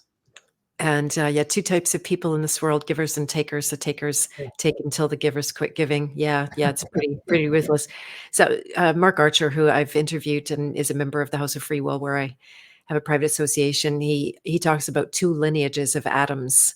And we think there's only one, but because we're maybe thinking of ourselves with a conscience, with feelings, with the ability to discriminate between life and death, and a whole lineage that is not, that is really, is the death programming and doesn't have the option to be redeemed, or however you want to frame that. Mhm. But yeah, those really subtle, it's highly nuanced around suffering. When I got sick with cancer and came out the other side, I thought, oh well, everybody just needs a calamity in their life. They need a knock them down, break them down experience, and then they're going to choose a good path. And then I watched, like, no, a lot of people go through those calamities completely, and they don't transform in the Yeah. process. Nothing changes. They might survive it, but they didn't grow. They didn't learn. They didn't expand and Yeah. ultimately heal. Yeah, totally. And again, that's like kind of like the carrot or the stick approach. And yeah, the more I do this work, I used to think that it's the same thing, that people needed like a healing crisis or something, because that's kind of what woke me up as well. But yeah, I think far more powerful is like the I've kind of put this challenge out to a few people, is like, give me any politician or any person who's on the other side of the fence, have them spend a day with me, come for a farm tour, and then sit down for a meal with me where everything on that table is something that we grew. I don't care who you are, I'll change your mind, and I won't have to argue at all. But it's just like the felt experience. Like sometimes we'll have like truck drivers drop something off in our yard, and I don't like to stereotype, but like truck drivers are typically seen as these kind of boxed in obtuse people. I don't know how many truck drivers get out and go, wow, what are you guys doing here? This is really nice. Like they pick up on it immediately, and like that is just a far more powerful motivator of showing people a better don't build a fence, build a bigger table approach to the struggles that we're seeing in the world. um, and yeah, I agree 100% with you on that. Right on. That's awesome. Yeah, where to go from here? It's a very fertile conversation, I can feel.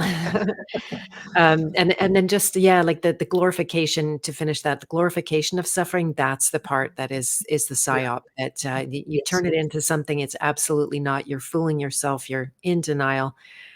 And yeah, nothing good comes of that. So here's one more little nuance, is that I often quote that this is the hero's journey, not the Uh-huh. tiptoe through the tulips. So when Yeah. people are afraid of a challenge or an obstacle, that every challenge just causes them to back off and do nothing, Yeah. then you're coming up against your biggest possible obstacle is your own, especially given the indoctrination, the belief that we don't have purpose, right? To me, and I've heard you start Yes. to talk about that as well. So I don't Yeah. know if you want to go off into that part of the conversation. There's so many more things about animals I'd like to get into the nitty-gritty of, but maybe that could be a second part as well if you're open to it, to really Sure. zero in and focus on that. Okay, so let's go into this. Like Sure. first of all, you were saying, what's the real rebellion if it's not petitioning and speaking with a megaphone and railing against the machine? Yeah. This real rebellion, and I love that the rebel is the reason I was dying of cancer, and it was also the reason that I survived it Mhm. by seeing that element. So, what's your take on that? Yeah. So there's a quote by Bill Mollison, who's one of the co-founders of permaculture, that really summarizes it for me. And he said the problem with all revolutions is that they print more words and bullets than they do food and shelter, and they're utterly dependent on the system they're trying to overthrow. And so that's it. It's when we're, petitioning or protesting or pouting about something, it's because we know that we need it. We can't bite the hand that's feeding us. Yeah. And so there's no point in fighting these systems. They exist because we need them. They exist because we give them power. And as soon as we just walk away and build an alternative system, they go away. So yeah, I don't believe that there's while I do believe there are deeply sick people in the world that are organized around each other for their common goals potentially. I don't believe they're in control and that they're doing some really sick stuff. But the only power that they have is that which we give them. And so really for me, like that's what we say, like the ultimate revolution is homesteading, is because when we withdraw for our support from that system, we stop voting, we become a producer, find any problem in the world that you can't stand, and as opposed to getting mad at it, build a business around solving that problem for other people. And if enough people did that, we wouldn't have that problem in the first place. And yes, the system will tell you it's illegal. You can't do that. You can't have raw milk. You can't sell, feed for livestock. You can't sell uninspected meat. All of those things. We're doing all those things. Everything I do on my farm is, quote, illegal. I don't care. Like the all of the customers that we have are in full awareness of what we're doing, and so that's the way that we beat this system, and that's where we find our true purpose. Is we stop being these victims that are powerless, or we're waiting for a savior. We're waiting for the good guy to get into power, or whoever it is to come back and save us from ourselves. No, we're the ones that we're waiting for, and we just need to pick it up, and not to suffer, not to go into this whipping ourselves because we deserve this. No, Mhm. we're going into this, the hardest thing that we'll ever do in our lives, knowing full well that it's going to be the most meaningful, the most purposeful, the most enjoyable thing that we've ever done in our lives, because it's towards freedom.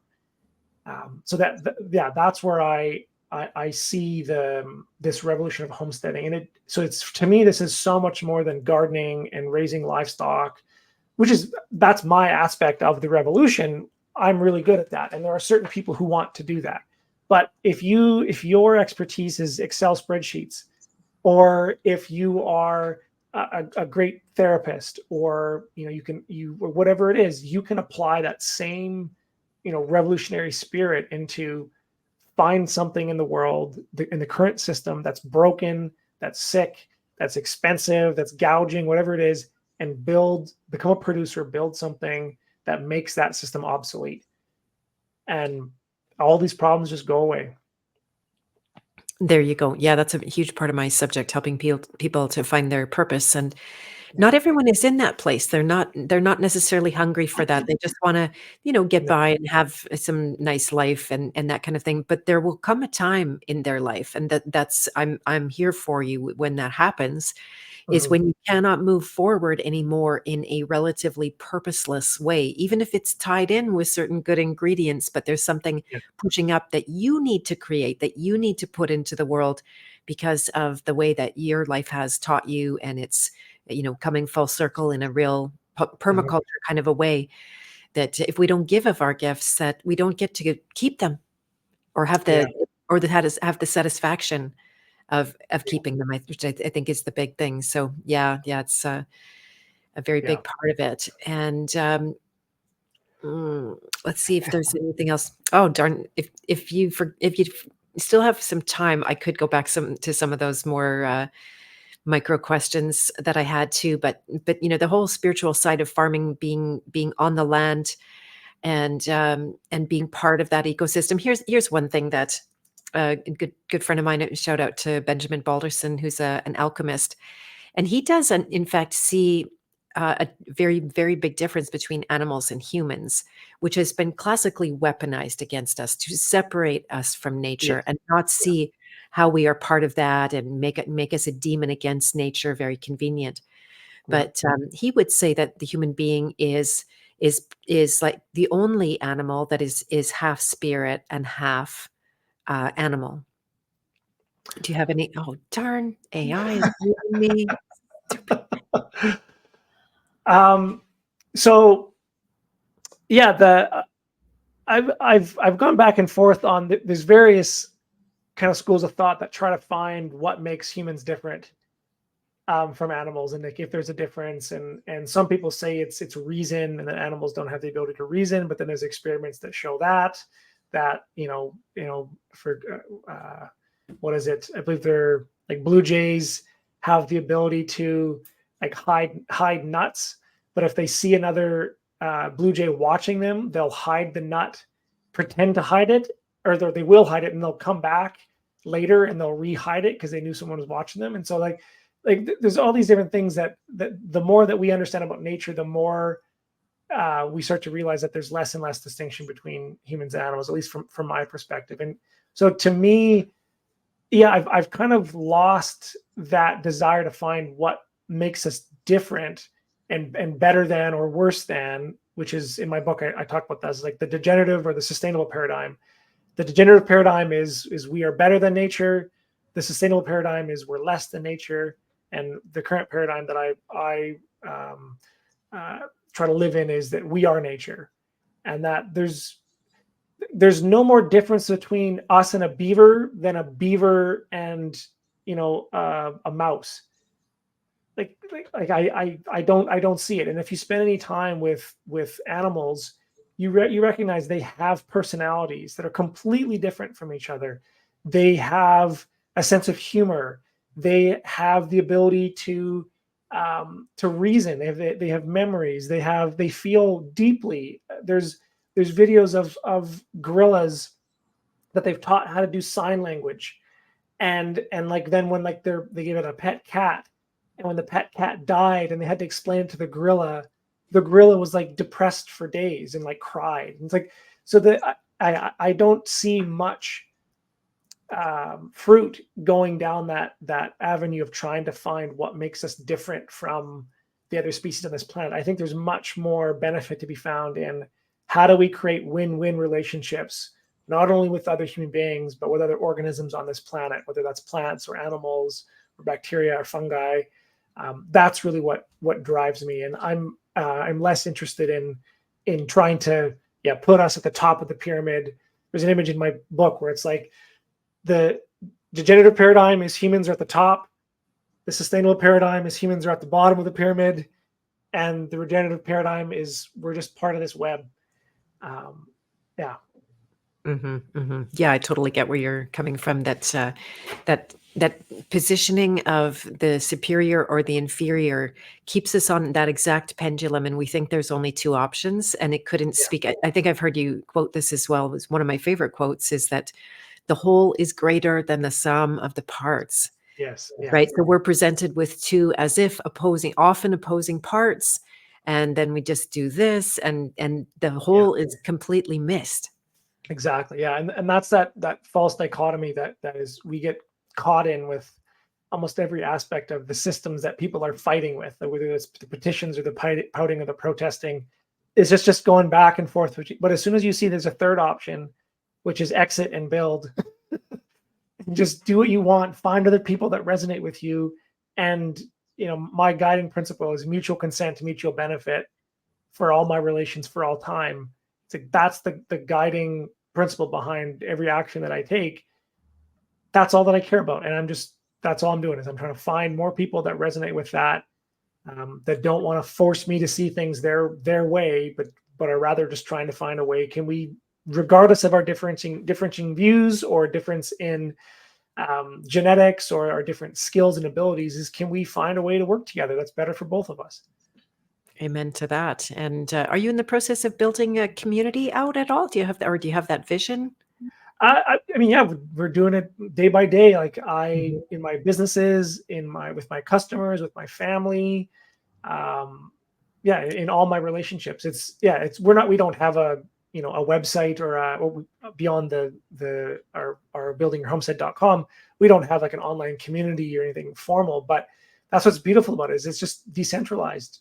Yeah. So whether it's one of my suppliers that I buy, fish meal from, or my parents or my siblings, that's what I try to incorporate on a day-to-day basis. And that's been just transformative for my relationships. It's not this battle over crumbs. It's how do we make a bigger pie. Nice, nice. And then that communal living on the land, does that not appeal? Yeah, I Mm. mean, there is that. Like I farm with my parents. My one sister lives on the farm, or on a part of our farm. My other sister wants to buy the acreage that we grew up on. Right now, my current property is about 15 minutes away from the home farm, but my goal is to buy the property right next to where I grew up as well. So yeah, we are actively trying to build a community around that area, and there's other land for sale for us that I'm trying to encourage colleagues and friends to buy, because I think there's so much value in that community aspect. But yeah, it's not like the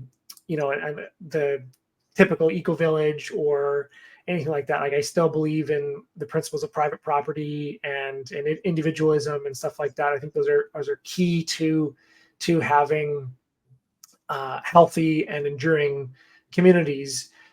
But absolutely, yes, there is a strength in community, and particularly when it comes to trying to raise a young family. Is the old quote that it takes a village to raise a child. It's so true, and sadly, the push out of the cities, which is a good driver, people are losing a lot of those community ties. That was probably some of the best aspects of living in the city. And it's hard when you move into the countryside where that community dynamics has been destroyed for the last 100 years with the movement to the city. So yeah, we are trying to build that up. My sisters are homeschooling now, and yeah, absolutely. Nice, that's good. And I was told at one point that say we're looking at a total collapse of the system, which is that apocalyptic Yeah, vision that I'm not even super convinced of, and I certainly won't spend all my days fearing it. yeah, But that if we had to be completely on our own, say tomorrow, like you're done, you don't get shipments of fish meal, you don't get yeah. anything from the outside. How big of a community do you think it would require with, of course, assuming a range of skills among them that it Mhm. wouldn't be yeah, that, how many Yeah. people do you think it would take? Yeah. So I've got a bit of a different perspective on this. So you probably heard I think it comes from the Bible, the idea that the kingdom was lost for lack of a screw, or lack of a part of it. It's another parable, but I really believe that that's true when it comes to this idea of preparedness. And so now I'm not at all saying that people shouldn't be prepared and that we shouldn't have plans in place for if there's emergencies, but these kinds of grid down scenarios or shit hits the fan scenarios, um, I believe that there are certain things that are so bad, the only way to prepare for them is to prevent them from happening. If we go into a civil war or a nuclear war or a grid down or an EMP or whatever the movie du jour is that's trying to scare us, not only is it um, going to be so bad that like we can't even imagine. And if you look at historical works of the collapse of civilizations, like when the Soviet Republic fell, and some of these other communist regimes, like they are really brutal. And what's worse is a lot of those events that led to their downfall are used as the justification for the new system of tyranny to come in and take its place. Right. And so the thing that I'm most worried about is that whatever doomsday scenario comes about, whether it's projected Project Bluebeam, alien invasion, or there's another pandemic, or there's an EMP, or there's a cyber attack on the grid, whatever it is, I would bet my life that it's being done as a racketeering attempt by the powers that be to create the justification for more power. And so we can't let them fear us, use the fear of death to sell our lives to them. That's what they're going to do. And so, I can see Greg in the chat here is, thinks that I'm just being naive. And I think you're missing the point here. Is what I'm trying to say is I've worked with clients who have literally tens of millions of dollars who are building compounds. And if a single fuse breaks, their whole community's done. There is not a human being on the planet that can make a pencil in their entire lifetime. A simple pencil, you cannot do it. We need this global division of labor. We need the civilization. Yes, there's been collapse, there's been dark ages, but in any of those situations, they've just been the precursor for the next ruling power to take charge. And so what I'm saying is, let's not prepare for these doomsday scenarios. Let's build the ideal situation while we still have the chance, which I believe is a voluntary system. It would be a stateless society. And this may take generations. I don't know. And there'll be more, doomsday things that come about. But that they are, in my mind, a distraction from the real task that we have, which is, not living our lives in fear of what's the next thing, whether it is a legitimate, asteroid that no one had any control over, or it's another psyop. There's always going to be those things. What's the kind of world that we want to live in, and working towards that. So I'm not saying don't have emergency evacuation plans and all the preparedness stuff that is really valid, and I love like the work of Jack Spirko, who runs the I can't remember what his podcast is, but he's a fantastic podcast. It's got like thousands of episodes. That is really phenomenal. I've also worked with clients who are literally building bomb shelters with nuclear filtration systems on them. And in my mind, it's like, what if we took that energy, that time and the thought and the money going into those kinds of infrastructure, and we put it towards how do we develop conflict resolution strategies? Right. What if we stopped stockpiling bullets and we started becoming essentially mental Jedis, where when the police come kicking down our door or whatever mob comes through, we can reason with them and we can connect with them on a real level and bring them to our side. And this may sound really idealistic and pie in the sky, but if you read books, on trauma therapy and some of this work on restorative justice, or there's a fantastic book by Chris Voss, who is a 25-year veteran, who was an FBI hostage negotiator, who's literally would get terrorists, people who are cutting off people's heads, raping women and children, through nothing more than he calls it tactical empathy. He would get these men to turn themselves in. And so if those are the kinds of things that we're preparing for, that will be a very different world than, I can't remember who said it, but it's like bullets, beans, beef, and bullion. I don't want to live in a world like that. I don't want to live in a world where I have to come out of my nuclear bunker and rebuild civilization. And then you look at the all these movies that are done around this, it's all around that. There's no, even like the Star Wars movies, there's always like a bad guy and a good guy.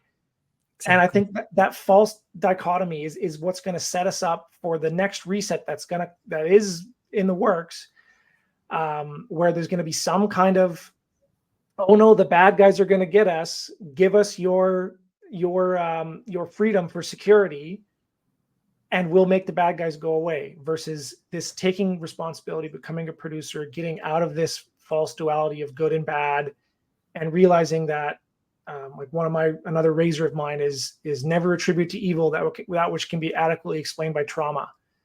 I don't believe that these Satanists and all these other things are ruling the world. I think they are deeply hurt people that, yes, they've had lineages of terrible trauma, in many cases purposeful trauma, like the MK Ultra stuff.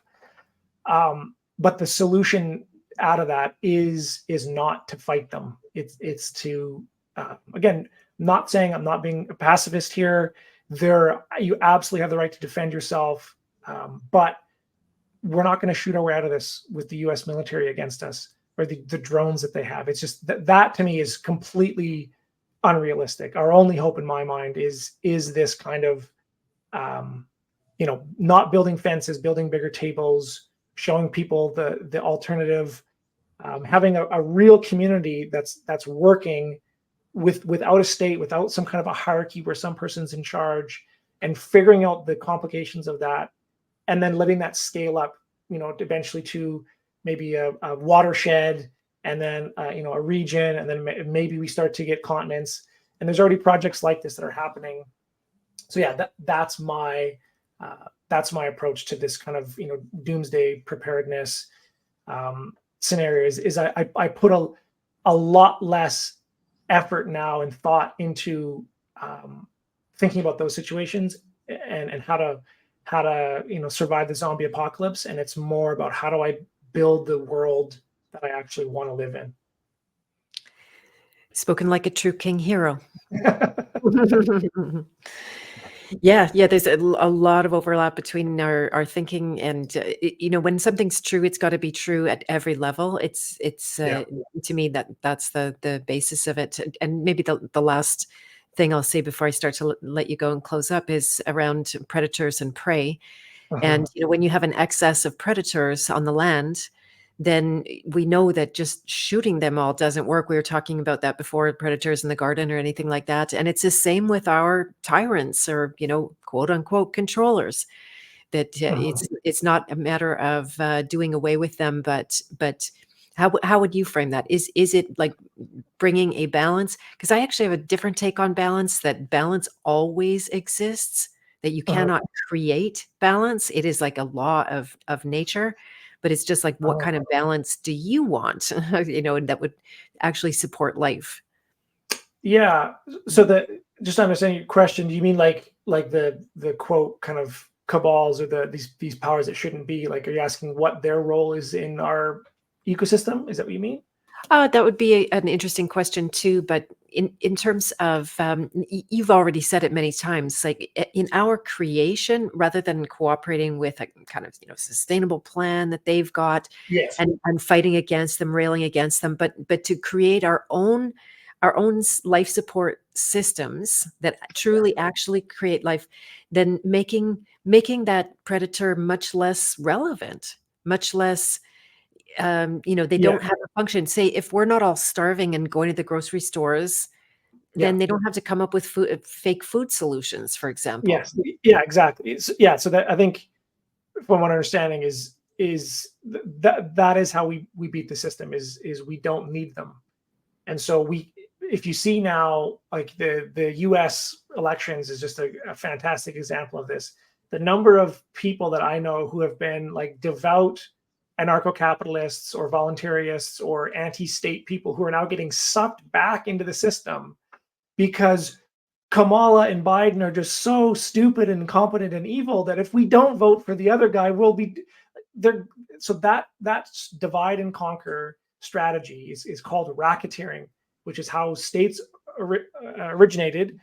And you can all imagine this. So you've got this beautiful community that's basically self-sufficient, and it's the Shire or whatever. And then one day this group of knights rides through your town, and they say, oh, by the way, would you like any of our protection services? And they say, protection services? Why? We don't need that. There's no bad guys around. Okay, take care, have a nice day.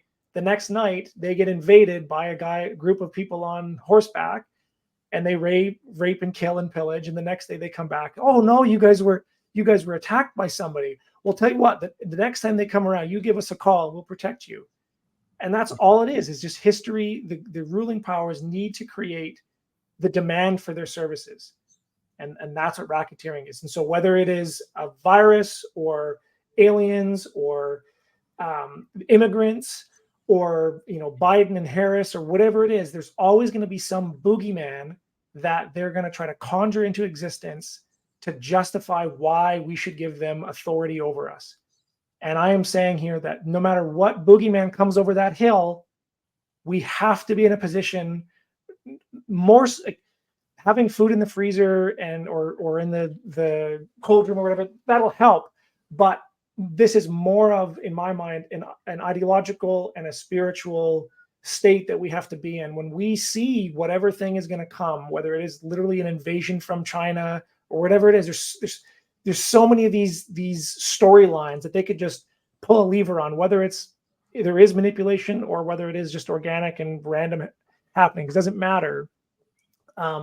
We have to be ready for that. When that time comes, that we'll be strong enough in ourselves and our communities to say, no, even though this may be a real thing, the solution of us, locking down in our houses for 2 years and being forced to take vaccinations or whatever it is, whatever their solution they're proposing, even if it was 100% true and valid, it would be far worse than the alternative. That's what I'm proposing here, and that is a difficult place to get to. I think homesteading and being able to be a producer at some level is a big part of that. But there is also a lot of cognitive and spiritual or somatic emotional work that needs to be done to look at the capacity in ourselves that could do the same thing, that has the potential to be a tyrannical king. And so that's what I always say is like one of the best things you can do is get animals to see what kind of king you would be. Because when an animal isn't doing what you want it to do, you can't reason with it. You have to find a way to communicate. And it's really easy to just get a prod or a machine or something to force them to do what you want. And it will always result in pollution and more suffering, and the animal won't trust you. Or, and again, this might seem like pie in the sky. You can look at, there's other animal trainers like Buck, or there's programs you can take for how to train animals, where people can literally go to animals that are so crazy, they would almost, like horses that would almost kill somebody, and within 5 minutes they can be riding them. Because they're essentially Jedis. Like they can literally connect in an emotional and potentially a psychic capacity with these animals and build that trust. And we can do the same thing with other human beings. This may seem wooey, but again, read that book by Chris Voss of a 25-year FBI veteran who's done this work. And that's the way that we're gonna, quote, win this situation, is by making these enemies our friends. And it's really scary. And you can see in the chat here of just the lengths that people will go to. The ends justify the means, basically, of yes, but this problem is so big and bad. If we don't do this thing first, even though it's bad, they're going to get us. And that's where they got you. Whether there is a ruling cabal or whether this is really just, sick people that are troubled children that didn't work through their problems, that now have the power of million-man armies behind them. That's where I lean now, is that I don't think there's an evil cabal. I think there's just, it sounds patronizing, but like kids that didn't get hugged enough. That's the problem in the world right now. And it's there are people who specialize in that. And to me, that is more just as hopeful as being able to grow a garden, is developing the skill set where you can take a broken human being, a true villain, and turn them into a hero. That's inspiring.